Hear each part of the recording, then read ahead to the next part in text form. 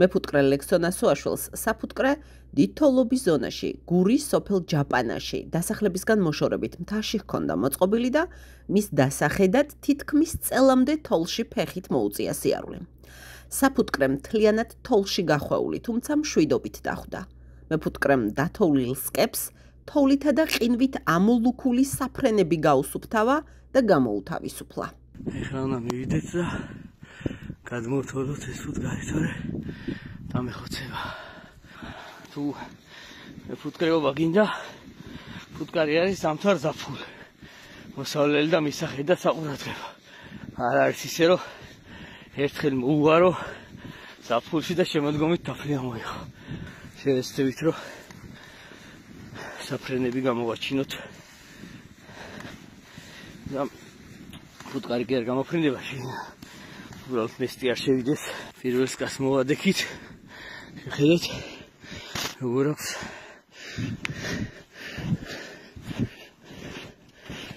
საფრენი ამოქოლილი.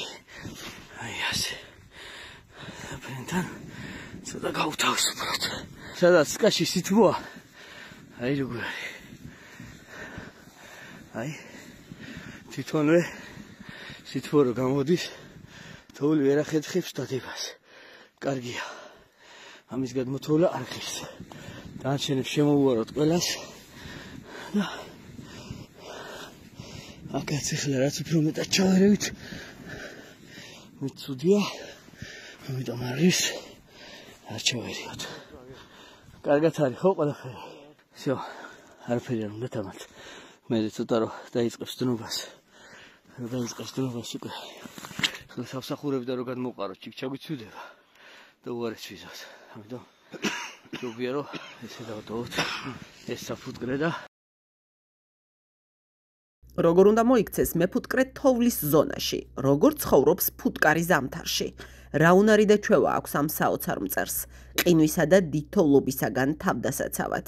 რა პრობლემაა საფუტკრისთვის დიდი თოვლი და დაბალი ტემპერატურა, როგორ რეაგირებს ფუტკარი კლიმატის ცვლილებაზე და ზოგადად რა ახალი პრობლემები, საზრუნავი და თავსატეხი გაუჩინა შეცვლილმა კლიმატმა მეფუტკრეებს. აგროსიახლეებმა ლექსო ნასოაშვილი გამოკითხა. ზამთარი, დიდ თოვლობა და ფუტკარი. აი ეს მაინტერესებს, რა საფრთხეები აქვს.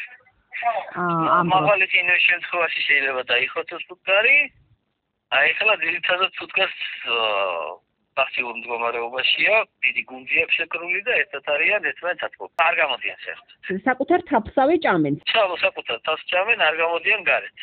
12 გრადუს ტემპერატურაზე მაღალი თუ არ არის, გარემოში ფუტკარი ეგრე გარეთ არ გამოდის. აჰა, და აი ასეთი მაგალითად დიდ თოვლობა რა საფრთხე შეიძლება იყოს? მეფუტკრეობაში თუ არის ეს თბოიზოლაციის კები, ქართულ მეფუტკრეებს რამდენად აქვთ? გვაქვს პროგრამები თვეების განმავლობაში და აი ეს თბოიზოლაციის მქონე კები რამდენად იცავს ფუტკარს და ამ რისკს ბადეები აქვს ყველას გასქრმოდა. აჰა. ანუ გაყინვისგან მაინც არ არის დაზღვეული, ამას ამბობთ? ანუ თვითონ ჯამთელი ფუტკრის ოჯახი. აჰა. არ იყინება. ჯამთელი ფუტკრის ოჯახს ყინა ვერ აშენებს. იმიტომ რომ გამოქვაბულებში ცხოვრობდა თვეების განმავლობაში და იყინებოდა. ან დიდ თოვლობა მაშინ რა ტიპის, ანუ რატომ იდიოდით, მოკლედ რომ ამიხსნათ, რა საფრთხეს ხედავთ? მომენახა რამე დათმო ხო არ გადააბრუნა, რამე ხო არ გადააბრუნა, თოვლი მე მიდეს პალეტებზე. აჰა. პალეტებზე მიდეს სამ პალეტზე და მე სკები. შეიძლება სიმძიმე დაატყვეს აქეთ ხარ მოუბრუნებული იყო. გადაბრუნებისას და უშუალოდ თოვლის ზემოქმედებისას შეიძლება დაიხოცებოდა ფუტკარი.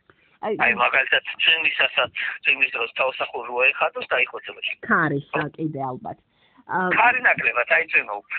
წვიმა უფრო ჩატის შეგნით წყალი. კი, მესმის. და იგივე ეხლაც წყალი ჩაუვიდოდა და გადახდილი რო ყოფილიყო თავსახური. აჰა.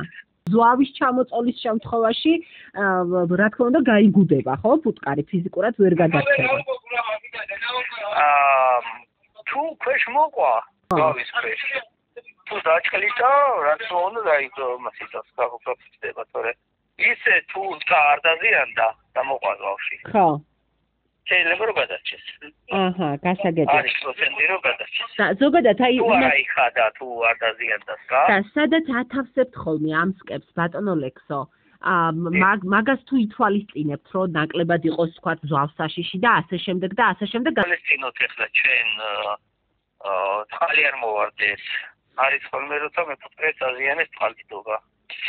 უფრო საქართველოში უფრო წყალდიდობის გეშინია ხოლმე დასავლეთ საქართველოში. იმიტომ რომ აქ ყველგან წყალია. ვიდრე რამე ზვალის. ზვალსაშიში ადგილებში, ახლა აჭარაში და გურიაში შეიძლება ფუტკარი, მაგრამ ძირითადად უფრო საფრთხეა, მაგალითად აი ასობით ფუტკარი გაუნადგურდა ერთ-ერთ მეფუტკრეს რამდენიმე წლის წინ მახსოვს წყალდიდობით. ხო და ზვალსაშიში ადგილებით კი რა თქმა უნდა თუ მოვიდა იმიწრა და ის ადგილი არის ან ზვავი წამოვიდა იმ ადგილზე თუ ფუტკარი რა თქმა უნდა გავაგაფრთხილდება. ეხლა ამხელა ნალექი რო არის მოსული მისი თოვლის სახით ეს აპრიორი ხომ ნიშნავს იმას რომ გაზაფხულისკენ უკვე იქნება დიდი ალბათობით იქნება წყალმოვარდნები ეს აი ამ მიმართულებით თქვათ რა საფიქრალი უჩნდება მეფუტკრეს და არის იცით სადაც საფუტკრეები არის შეიძლება რომ იქ წყალდიდობა ყოფდეს მაგრამ თუ არ აქვს დათვალისწინებული ფუტკრე შეიძლება ბატალონად დასრულდეს ეს ამბავი, მაგრამ უმეტესწილად დათვალისწინებული აქვს მეფუტკრეებს და ცდილობენ რომ ისეთ ადგილებში არ განათავსოს კები, სადაც მდინარე დაიბეს. გვაქვს უკვე ეს მაგალითი ნანახი. და დავიზნითვალისწინებთ უკვე ესეთ რაღაცებს. და ბატონო, ზოგადად კლიმატის ცვლილება რამდენად არის? კლიმატის ცვლილება კი. ანახეთ რა გულისხმობ მეფუტკრეობაში, რამდენად ხელშესახები და რამდენად პრობლემატური გახდა. ახალი ტიპაა გაჩენილი.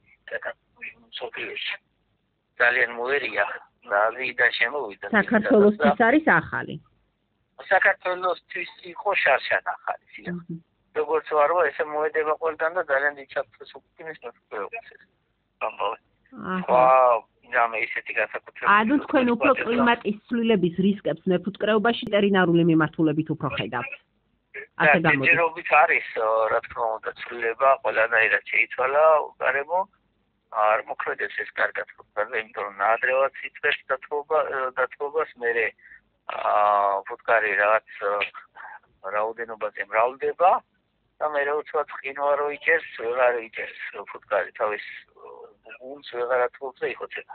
აჰა, გასაგები.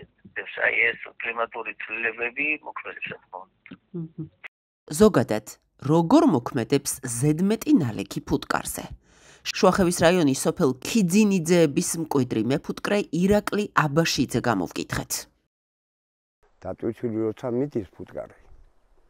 ის წვიმაში და იმაში ვეღარ ასწრებს მოსულას. იღუპება. ახლოს რამდენიც იქნება? ახლოს. ყვავილი და იგი უფრო ახლოს მაშინ უფრო ხარობს. თორემ იდა 300 კილომეტრს გადის რომ იძახიან, მაგრამ იქიდან ვეღარ მოასწრებს წვიმაში დატვირთულ. იღუპება. პრაქტიკა აჩვენებს, რომ შეცვლილ კლიმატთან ადაპტირება მეფუტკრეებისთვის უმთავრესი საზრუნავი ხდება.